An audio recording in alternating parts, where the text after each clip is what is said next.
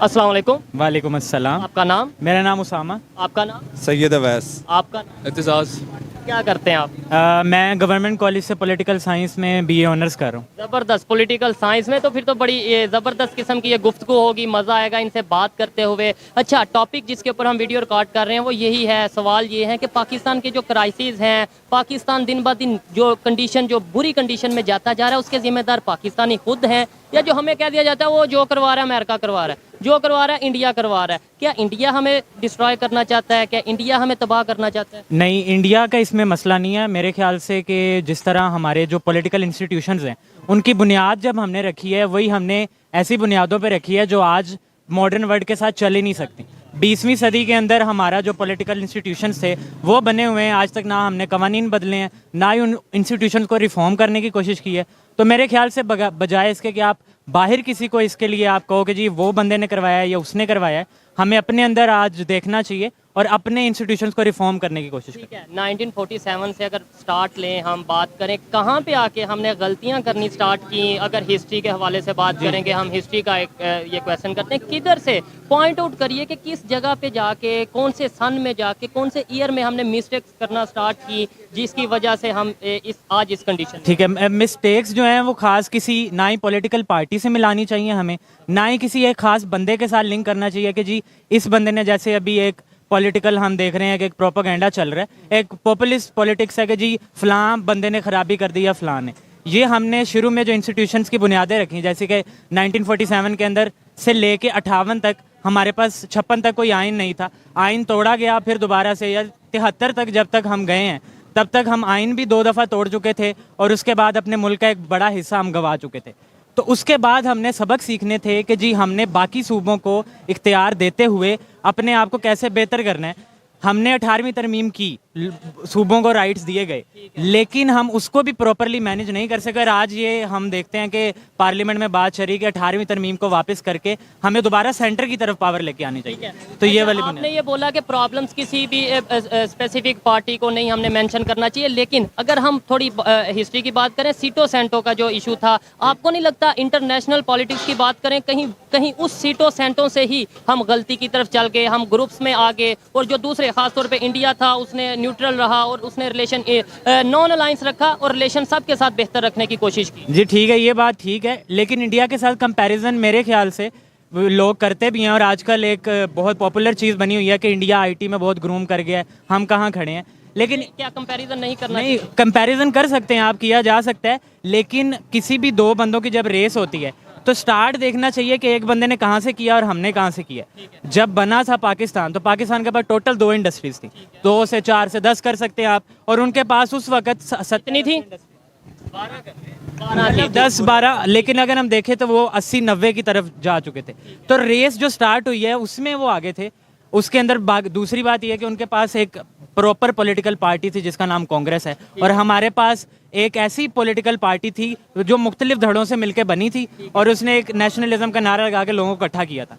वो सब कुछ हो गया, इंडिया ने वो वाली बुनियाद को यूज़ करते हुए सीटो सेंटो जब हुआ तो वो एक मजबूत पोजीशन पे मौजूद थे, कांग्रेस वहाँ पे मौजूद थी, तो वो स्टैंड ले सकते थे। हमारे यहाँ पे डिक्टेटर पावर में था। अब हम दे देते हैं इल्ज़ाम सारा पॉलिटिकल पार्टीज़ को, लेकिन सीटो सेंटो ना किसी पॉलिटिकल पार्टी ने साइन किया, वो एक डिक्टेटर ने साइन किया। अच्छा, इस बात से मैं एग्री करता हूँ कि वो सियासी पार्टीज पे हम जो सा वो इल्ज़ाम लगाने के लिए देखना चाहिए वो किया किसने। आपने ये बोला कि रेस स्टार्ट हुई, वो रेस में ही पहले थे, आगे थे, लेकिन मैं इस बात से थोड़ा सा डिसएग्री करता हूँ। 80s तक हमें ये जब हम बुक्स में पढ़ते हैं बताया जाता है पाकिस्तान एशियन टाइगर था, पाकिस्तान बहुत तेज़ी से GDP और ये सब कुछ बेहतर चल रहा था, इंडिया में गुर्बत थी। अब तब हमें याद नहीं था आ रहा कि वो रेस में हमारे से आगे थे। तब तो हम मतलब ये कहते थे वहाँ वॉशरूम नहीं है, वहाँ टॉयलेट नहीं है, वहाँ गुर्बत बहुत है। आज हम ये कहते हैं कि वो रेस में आगे थे, तो मतलब नहीं, रेस में आगे से मुराद ये थी कि जो आपने मुझसे सीटो सेंटो का सवाल किया ना, कि सीटो सेंटो में इंडिया नहीं गया, हम गए। मैंने उसका जवाब दिया कि इंडिया के पास बारगेनिंग पोजीशन थी,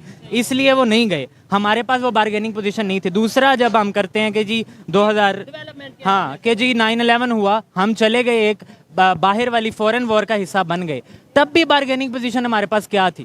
ठीक है, उस पर भी बहस हो सकती है कि थी, हमें थोड़ा कम कर लेना चाहिए था, लेकिन बारगेनिंग पोजीशन नहीं थी। दूसरी बात ये कि इकोनॉमी की बुनियाद 1990s तक ये बात बहुत पॉपुलर है कि जी इंडिया जो है वो 1990s तक पाकिस्तान और इंडिया बराबर थे, पाकिस्तान आगे जा रहा था, एशियन टाइगर थे, कहा यह जाता है। हाँ कहा यह जाता है, लेकिन बुनियादें हम नहीं देखते, हम भूल जाते हैं कि रूट्स क्या थी। हमारी इकोनॉमी की जो उस वक्त पोजीशन थी उसकी रूट्स ये थी कि हमें फॉरेन एड आ रही थी, आर्टिफिशियल वो सब। आर्टिफिशियल एक हमने बबल क्रिएट किया हुआ था, वो बाद में बस्ट हो गया। इंडिया ने 1990s में आईआईटीज पे पैसा लगाया, आज वो आईआईटीज के जरिए लोगों को वो गूगल पे चेयर जो सीईओ बन जाते हैं, जो एक पॉपुलर बात बड़ी ऑर्गेनाइजेशन मल्टीनेशनल कंपनी यूट्यूब कह लें हर आप जगह। या माइक्रोसॉफ्ट, बहुत सी ऐसी। बिल्कुल ऐसे वो क्या होता है कि इकोनॉमी की जो पूरा सर्कल है ना वो एंटरप्रेन्योरशिप के ऊपर जब खड़ा होता है, तो हम जो होती है जो हमारी पुरानी ओल्ड इंस्टीट्यूशन होती हैं जैसे फ्यूडलिज्म है, ये जो अजारादारी निज़ाम है, इसके ऊपर जब हम खड़े होते हैं, पाकिस्तान जागीरदारी निज़ाम से आज तक छुटकारा हासिल नहीं कर सका। उसके लिए भी ये है कि जी बारगेनिंग पोजीशन शुरू में नहीं थी, इंडिया ने 1948 के अंदर ही उसको बैन लगा दिया, हम नहीं लगा सके, रिफॉर्म्स किए उन्होंने। बिल्कुल हम नहीं कर सके। तो हमारी इकोनॉमी की बुनियाद हमेशा क्या रही है कि जगीरों पे हमने पैसा कमा लिया, इन चीज़ों पे। उन्होंने 1990s में फैसला कर लिया कि अब हम ओल्ड इंस्टीट्यूशंस पे रिलाई नहीं करेंगे, हम अब एंटरप्रेन्योरशिप को हम देंगे, हम उसको सराहेंगे, और हो गया। तो उसकी वजह से आज मेरे ख्याल से चेंज, तब भी पाकिस्तान कोई बहुत अच्छी पोजीशन पे नहीं था, ये सिर्फ पॉपुलर ओपिनियन बनाने के लिए 1980s में जो ज़िया ने हमारे यहाँ पे आके एक्सट्रीमिज़म फैलाया, उसको जस्टिफाई करने के लिए ये सारी बातें। एक्सट्रीमिज्म या इस्लामिज्म? एक्सट्रीमिज़म, मैं तो उसको एक्सट्रीमिज़म ही कहूँगा, क्योंकि पंजाब के अंदर बैठे लोगों के लिए उसको इस्लामिज़म कहना आसान बात है, लेकिन हमारे भाई यहाँ गिलगित बल्तिस्तान से भी बैठे हैं, इन्होंने उन चीज़ों का असल देखा है कि शिया सुन्नी जो लड़ाइयाँ हुई हैं वो एक्सट्रीमिज़म फैलाया गया, इस्लामिज़म हरगिज़ नहीं फैलाया। बड़े नारे लगे हम उस जी करूँगा। ये जो इन्होंने आपने कहा ना कि हम एक आर्टिफिशियल बबल के अंदर थे और हमें फॉरेन एड्स आ रही थी, बिल्कुल ठीक है, लेकिन इसके अंदर भी एक चीज़ है कि जो हमने ये सुना है कि यूरोप के जो दौर है वो डेकेड ऑफ डेवलपमेंट है, बिल्कुल थी, अच्छा ये बिल्कुल थी, लेकिन इस डेकेड ऑफ डेवलपमेंट्स के अगर हम कॉन्सिक्वेंसेस देखते हैं लेटर ऑन पाकिस्तान की इकोनॉमी के अंदर, अब देखें ना जब यूरोप का इरा ख़त्म होता है और भुट्टो का इरा स्टार्ट होता है तो पाकिस्तान की इकोनॉमी बहुत ज़्यादा बुरे हालात में चली जाती है। इसी वजह से हम देखते हैं अच्छा ये क्यों ऐसा हुआ कि हम तो बहुत ज़्यादा डेवलपमेंट में थे तो एक सडन डिक्लाइन आता है, इसकी वजह क्या थी? तो मैं एकेडमिकली इसमें थोड़ा सा ये कहा जाता है वो 1971 में थोड़ी वार वो सुने, मैं आपको एक आर्गूमेंट बिल्डअप करने दें, मैं इसको एकेडमिकली लिंक करूंगा। ये सैयद अकबर जैदी अपनी बुक में लिखता है पाकिस्तान की इकोनॉमी के अंदर, वो ये कहता है कि मसला ये था कि उस वक्त हम ग्रो कर रहे थे, लेकिन वो ग्रोथ किस चीज़ की थी? इंडस्ट्रियलाइजेशन की थी। अब हमने देखना है कि पाकिस्तान की जो जितनी भी पॉपुलेशन है वो बहुत ज़्यादा पॉपुलेशन जो थी वो बेस थी लैंड पे। अब जो एग्रीकल्चर सेक्टर था उसको हमने बिल्कुल साइड पे कर दिया और जो इंडस्ट्रियल सेक्टर था उसको उठा दिया। अब उससे क्या हुआ कि एक रैपिड ग्रोथ आई। पहली बात हमने ये देखना है कि रैपिड ग्रोथ आई कहाँ पे थी, आई कहाँ पे थी, नहीं आई कहाँ पे थी, वो आई थी तमाम सूबों के अंदर, खुसूसन पंजाब के अंदर जो अर्बन एरियाज थे और हब थे, जैसे कि पंजाब, लाहौर, गुजरांवाला, साहिवाल, फैसलाबाद सबसे आगे। अच्छा फैसलाबाद, अच्छा इन सिटीज़ के अंदर आई। पीछे चले जाओ तो बहुत ज़्यादा गुर्बत थी, ये लोग बहुत ऊपर चले गए। अब यहाँ से हमने देखा कि ये 20-22 ख़ानदानों की जो इंडस्ट्रियल पावर आती है, ये इकोनॉमिक जाइंट बनते हैं, लेटर ऑन फिर जो है ना वो पावर के साथ अलाइन करते हैं और वो आज तक हमारी ये चीज़ें चल रही हैं। तो ये बेसिकली वो डेकेड ऑफ डेवलपमेंट की भी एक काइंड ऑफ मिथ है। बड़ी ज़बरदस्त डिस्कशन चल रही है, ब्रेक लेते हैं अजान की वजह से, उसके बाद रिक्वेस्ट करेंगे अगर ये 5 मिनट दें, बहुत मज़ा आ रहा है बात करने में।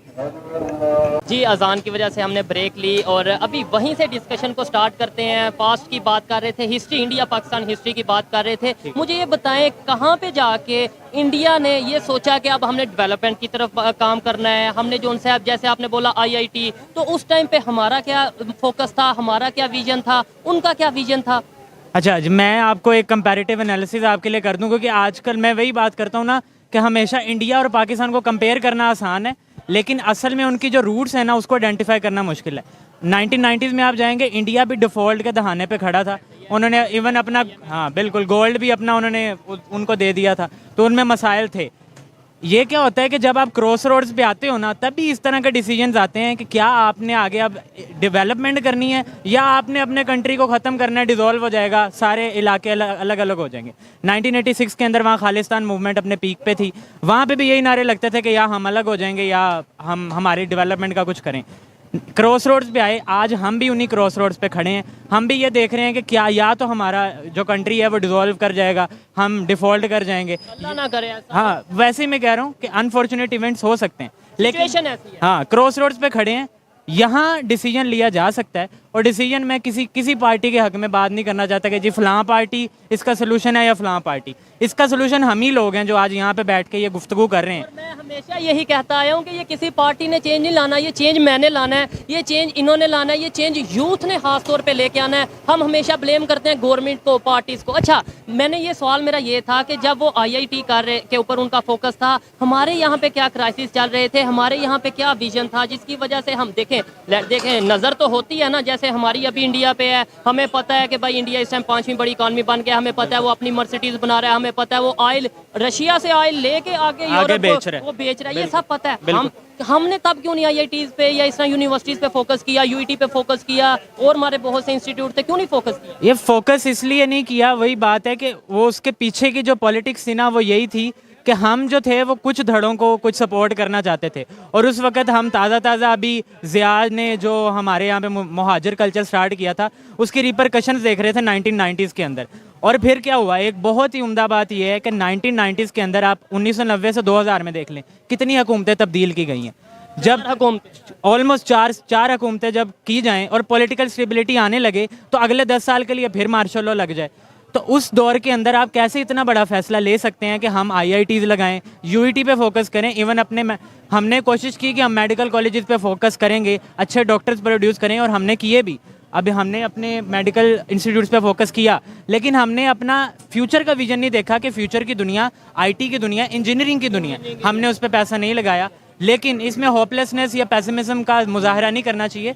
हम अभी भी ये क्रॉस रोड्स पे खड़े ये फैसला कर सकते हैं। अच्छा, आप इसके अंदर मुझे ये बताएं, मेरा यही सवाल है, क्या आपको नहीं लगता कि जब वो IITs पे या यूनिवर्सिटीज़ पे फोकस कर रहे थे, उस टाइम हमारा फोकस कहीं ना कहीं जिहाद की तरफ था, अफगानिस्तान की तरफ था, या हम वार इन टेरर में घुसते जा? देखिए जी, ये लगता नहीं, ये फैक्ट है। और ये अब पूरी दुनिया मानती है कि हमारी प्रायोरिटीज़ जो थी वो बहुत मुख्तलिफ थी। ये बात तो होगी, मैं एक्चुअली इनकी बात को ज़रा कैरी करूँगा कि मैं पाकिस्तान इंडिया का कंपैरिजन ना लोग हिस्ट्री में भी करते हैं, आज भी कर रहे हैं, आगे भी करते रहेंगे। मैं पाकिस्तान की सेम आज की सिचुएशन को एक और कंट्री के साथ ना थोड़ा सा मैं रिलेट करता हूँ, फ्रांस के साथ। 3, 4, 5, 6 मसले कॉमन थे हमारे आज के और उनके फ्रेंच रेवोल्यूशन से पहले। सबसे पहला मसला क्या था उनका कि वहाँ पे डेस्पोटिक हुकूमत थी, ठीक हो गया। दूसरा मसला ये था कि वहाँ पे 2-3% अशराफिया थी, religious plus nobility and aristocrats. उन्होंने मिल के ना पाकिस्तान के मैक्सिमम रिसोर्सेज पे और फ्रांस की मैक्सिमम रिसोर्सेज पे और उनकी जो पॉलिटिकल स्फेयर पे ना उन्होंने कब्जा किया हुआ था। आज एलीट कैप्चर कह रहे हैं, आज एलीट कैप्चर कह रहे हैं। 2 मसले हो गए।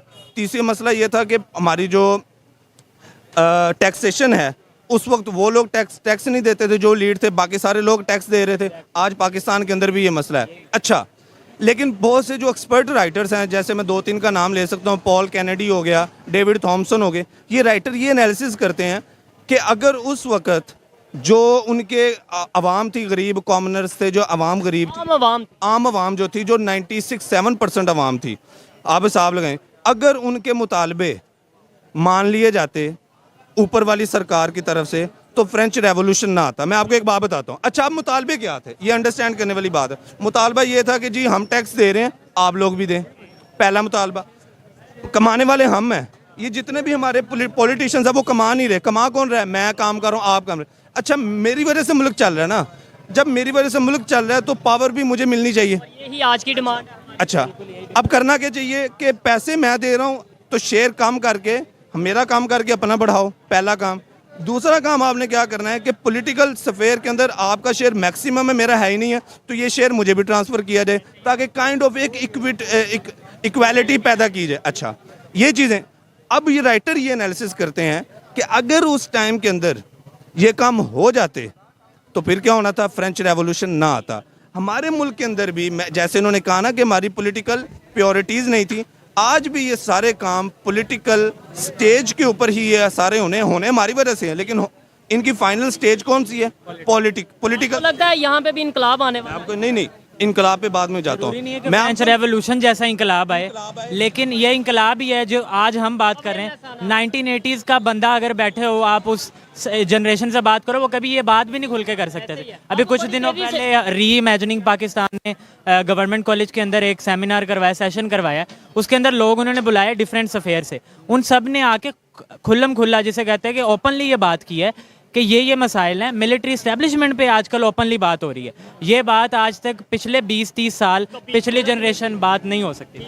अच्छा, ये मैं एक बात करना चाह रहा था कि पहली बात तो हम ये समझ लें कि हर मुल्क की एक indigenous political, social, economic culture होता है और उनकी एक बैक हिस्ट्री होती है, प्लस रिलीजियस। ये 4-5 चीज़ें होती हैं। ज़रूरी नहीं है कि जिन ममालिक के अंदर French, American, Russian, even Chinese revolution जो आए हैं, ज़रूरी नहीं है पाकिस्तान में इस टाइप का रेवोल्यूशन आए, ज़रूरी नहीं है। कुछ ऐड करूँ अगर आप इजाज़त दें। आपने ये बोला कि कल्चरल हिस्ट्री होती है, रिलीजियस हिस्ट्री होती है। मेरा थोड़ा तल्ख सवाल होगा, पाकिस्तान में कोई आपको नहीं लगता कि अभी तक आइडेंटिटी क्राइसिस चल रहे हैं यहाँ पे, यानी कि जहाँ पर गुर्बत सब ये सब इश्यूज हैं, अभी तक हमें ये नहीं पता हमने फॉलो तुर्की को करना है या यूएई सऊदीया को करना है, हमें ये नहीं पता हमने यूएसए जब आनी है तो यूएसए को फॉलो करना है। हम तो खुद अभी मेरे हिसाब से तो किसी को फॉलो नहीं करना चाहिए। सच्ची बात है, पंजाबी जो कहते हैं मेरे घर का मसला मैनू पता, मेरे घर की किरली जड़ी है, मतलब जो छिपकली होती है उसको कौन सी जूती मारनी है। ये हमें अपने मसाइल ना हमने खुद बताने। जितनी भी कौमें हैं, आप मुझे बताएं ना, दुनिया के अंदर जहाँ भी रेवोल्यूशन